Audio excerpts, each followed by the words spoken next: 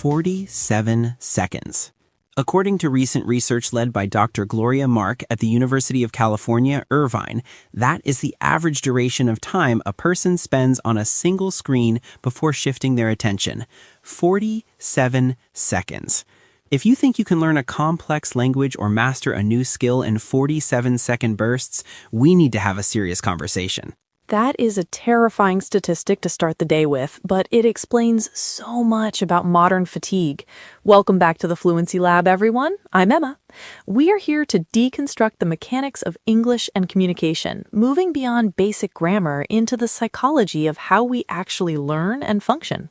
And I'm Leo. As usual, I am the guinea pig in this laboratory. Emma, you opened with that stat, and I feel personally attacked. I spent the last 20 minutes trying to write a single 3-paragraph email because my pocket kept buzzing. I think I checked the weather, a sports score, and a text message, all while that email draft sat there blinking at me. You are describing the default state of the 21st century knowledge worker, Leo. We are suffering from a fragmentation of attention. Today, we are not just talking about studying harder. We are tackling the concepts of deep work, flow states, and the specific vocabulary you need to discuss productivity in the modern world. If you cannot manage your attention, you cannot master English. It is that simple. Let's start with the big concept you mentioned, deep work. I hear this buzzword constantly in tech circles and self-improvement podcasts. Is this just a rebranding of concentration, or is there a technical distinction we need to understand? There is a distinct technical definition. The term was popularized by the computer science professor Cal Newport in his 2016 book, Deep Work. He defines it as professional activities performed in a state of distraction-free concentration that push your cognitive capabilities to their limit. The key phrase there is push your cognitive capabilities. So checking my email or replying to Slack messages, even if I'm doing it for 4 hours straight, that doesn't qualify. Newport would categorize that as shallow work. Shallow work is non-cognitively demanding, logistical-style tasks, often performed while distracted. It keeps the lights on, so to speak, but it does not create new value. It doesn't improve your skills. If you are learning English, replying to a text message is shallow. Reading a complex novel and looking up words you don't know, that is deep work. The distinction seems to be about the intensity of the mental effort, but here's the problem, Emma. We live in an economy that demands shallow work. If I don't answer my boss's email in 10 minutes, I look unproductive. How do we reconcile this theory with the reality of the modern workplace? That tension is central to the debate. The modern office, open floor plans, instant messaging, is designed for serendipity and rapid response, not depth. However, the economic value is shifting. As automation and AI handle more logistical tasks, the ability to perform deep work is becoming rare and therefore more valuable. If you are the person who answers emails instantly, you are replaceable. If you are the person who can solve a complex engineering problem or write a persuasive proposal in a second language, you are indispensable. It's the scarcity principle. If everyone is distracted, the focused person wins. But let's look at the mechanism of distraction. You mentioned 47 seconds earlier.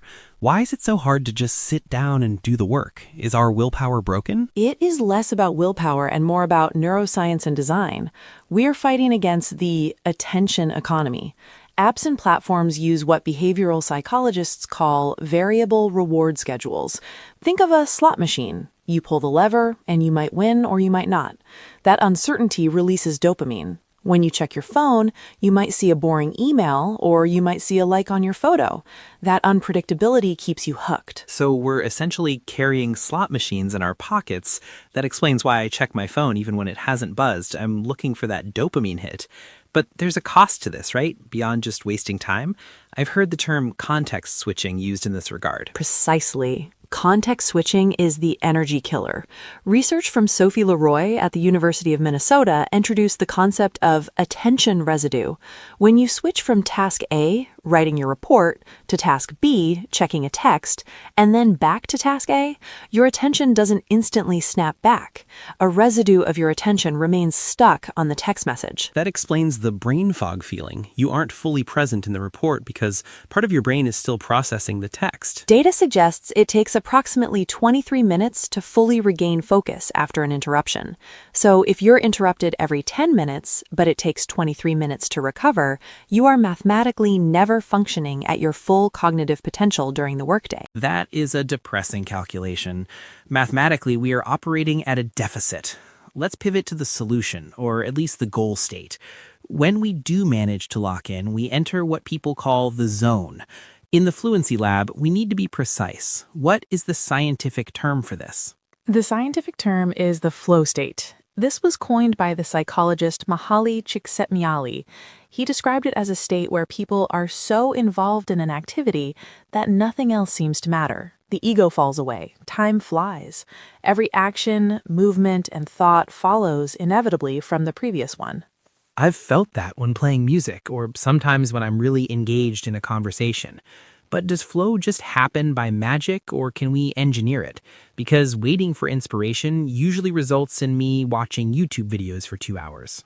Flow is not random. Csikszentmihalyi identified specific triggers. The most important is the balance between challenge and skill. If a task is too easy, you get bored. If it is too hard, you get anxious. Flow happens in that sweet spot where the challenge forces you to stretch your skills to the limit, but you still feel capable of achieving it. This applies directly to English learning.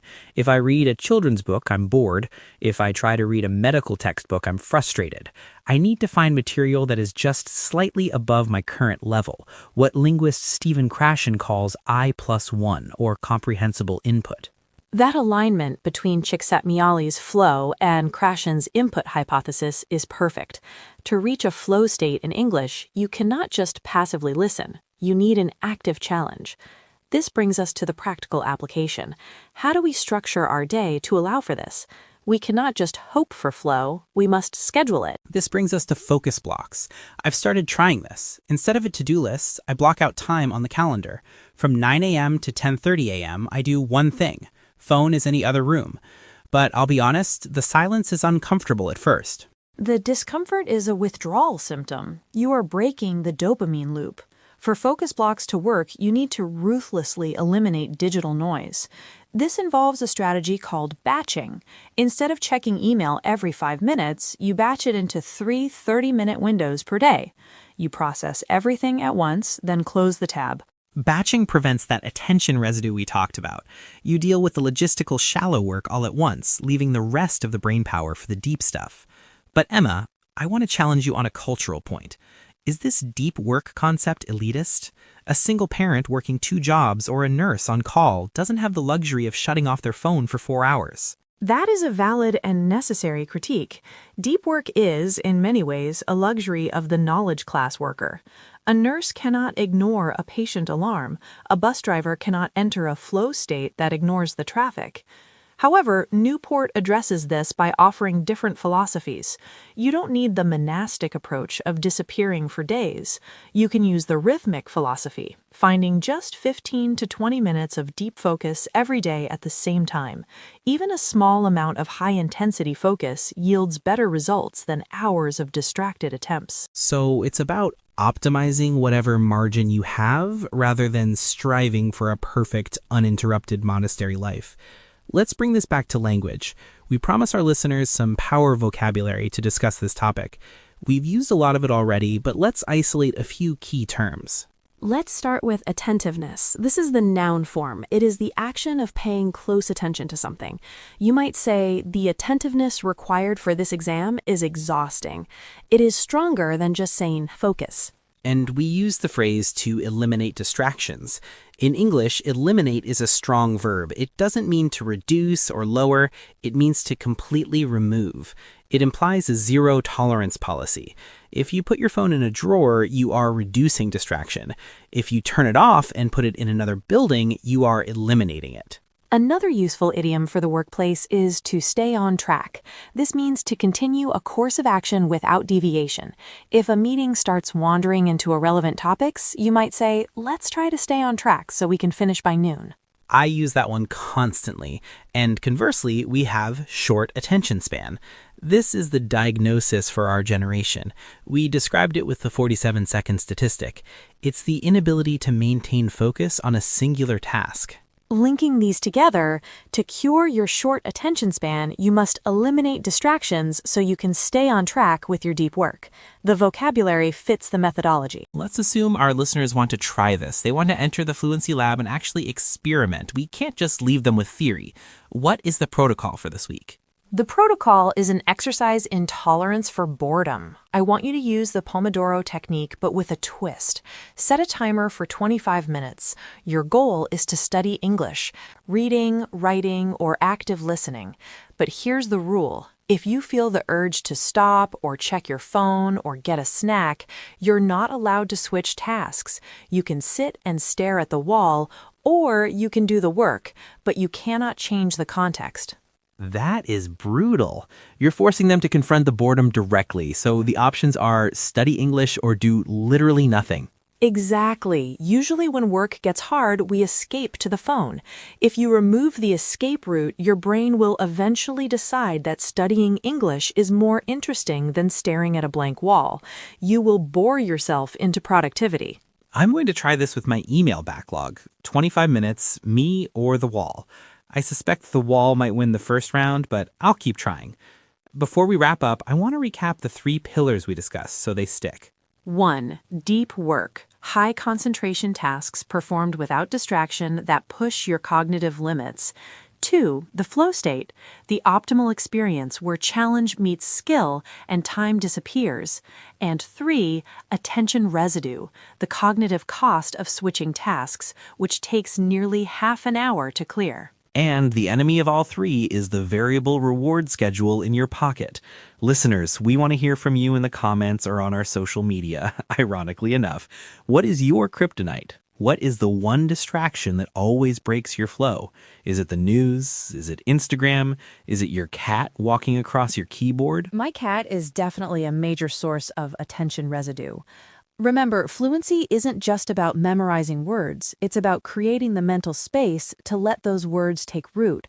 You have to protect your brain's resources. Well, our focus block for this episode has hit the time limit. Thanks for hanging out with us in the Fluency Lab today. We hope this helps you reclaim at least a few minutes of your day. Keep your eyes on the prize, stay focused, and keep your English growing. Until next time. Catch you on the flip side. Stay fluent, stay sharp. Peace. Toodles.